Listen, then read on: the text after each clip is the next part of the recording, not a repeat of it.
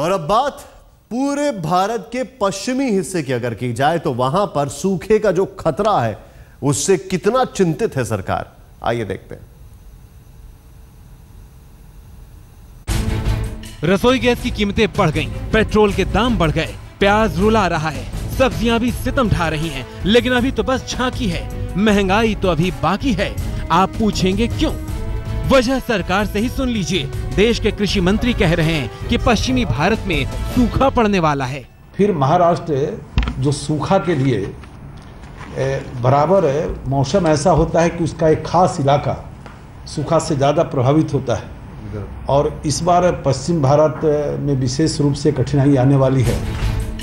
अगर पश्चिम भारत में सूखा पड़ता है तो महाराष्ट्र, गोवा, गुजरात, राजस्थान में अकाल के हालात पैदा होंगे। सिर्फ पश्चिमी भारत ही नहीं बल्कि देश के दूसरे इलाकों में भी सूखे के हालात पैदा हो रहे हैं, क्योंकि अल नीनो की वजह से मानसून बेहाल है। बारिश सामान्य से काफी कम है। आपको यकीन नहीं होगा, लेकिन ये हकीकत है कि अब तक जितनी बारिश होनी चाहिए उससे 41% कम हुई है। उत्तर पश्चिम भारत में मानसून के बादल अभी तक पहुँचे ही नहीं है। यहाँ बारिश सामान्य के मुकाबले 49% कम रही है। सबसे खराब हालात मध्य भारत के हैं, जहाँ बारिश 58% तक कम रही है। दक्षिण भारत में मानसून की बारिश सामान्य के मुकाबले 32% कम दर्ज की गई है। तो वहीं झमाझम बारिश के लिए मशहूर पूर्वोत्तर भारत में बारिश सामान्य के मुकाबले 29% कम रही है। मौसम विभाग के मुताबिक अगर मानसून 15 जुलाई तक तेजी नहीं पकड़ता है तो देश के तमाम इलाकों में जबरदस्त सूखा पड़ेगा। लिहाजा लोग भी ऊपर वाले की तरफ टकटकी लगाए बैठे हैं और परंपराओं रूढ़ियों के मुताबिक मेढकों की शादियां कराई जा रही हैं। उधर केंद्र सरकार दावा कर रही है कि सूखे से निपटने के लिए आपात योजना तैयार की जा रही है, जिसे जल्द ही प्रधानमंत्री के सामने रखा जाएगा।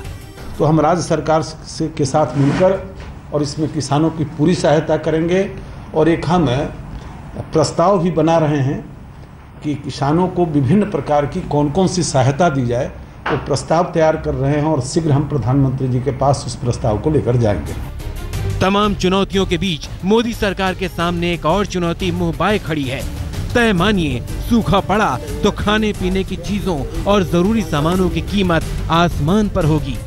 दिल्ली से सिद्धार्थ तिवारी के साथ आज तक ब्यूरो। पेट्रोल और डीजल की कीमतों में इजाफे के खिलाफ देश भर में प्रदर्शन शुरू हो गया है। कांग्रेस, समाजवादी पार्टी और जेडीयू के कार्यकर्ताओं ने अलग अलग शहरों में सरकार के खिलाफ प्रदर्शन किया।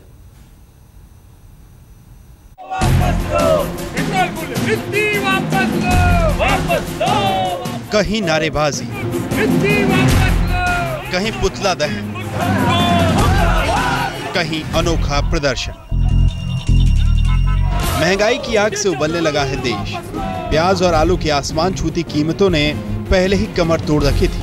पेट्रोल और डीजल के दाम बढ़े तो सब्र का बांध टूट गया। जनता के गुस्से को आवाज देने विरोधी दल सड़कों पर उतर आए। मोदी सरकार है। ये तस्वीर कानपुर की है, जहां समाजवादी पार्टी और कांग्रेस कार्यकर्ताओं ने नरेंद्र मोदी के खिलाफ नारेबाजी की और पुतला फूंका। मुगल सराय में भी वैसी ही तस्वीर नजर आई।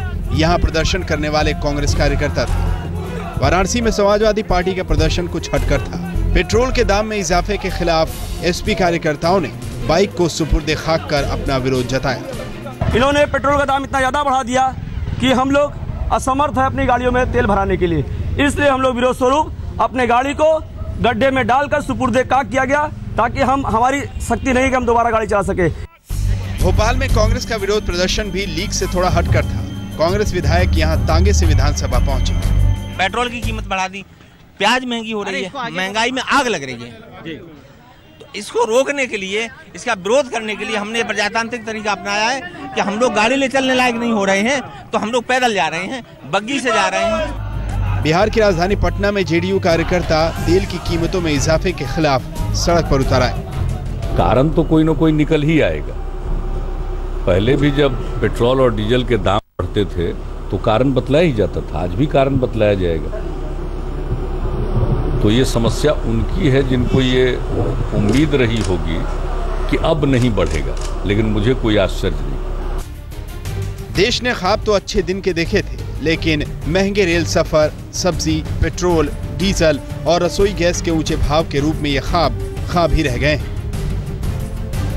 आखिर महंगे दिनों से मुक्ति कब मिलेगी मोदी जी? भोपाल से अमित कुमार, पटना से कुमार अभिषेक, वाराणसी से नितेश पांडे और मुगलसराय से उदय गुप्ता के साथ आज तक ब्यूरो।